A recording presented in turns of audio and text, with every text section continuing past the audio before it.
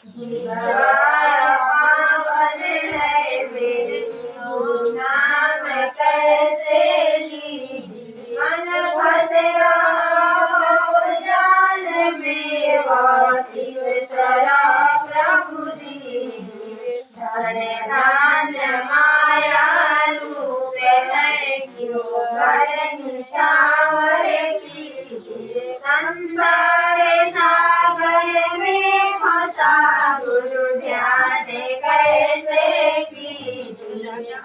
किस तरह अरे पढ़े करूँ तो महापापी।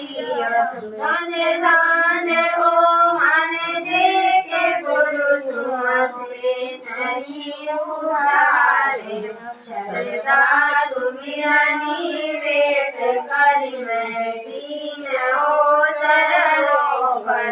मैं हूँ पतित तुम वनित पावन, आपका है आसरा। भव सिंधु में हूँ फंस रहा, गुरुदेव मुझे उबार। कई बार दीनानाथ अपराधी को पार लगाई। दीन हो चरणों पड़े नाथ के सहारे।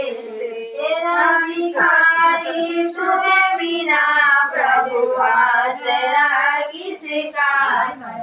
मैं दीन हो तुम दीन, रम तुम नाथ। हम है अनाथ कृपा निधान, तुम जगत के नाथ।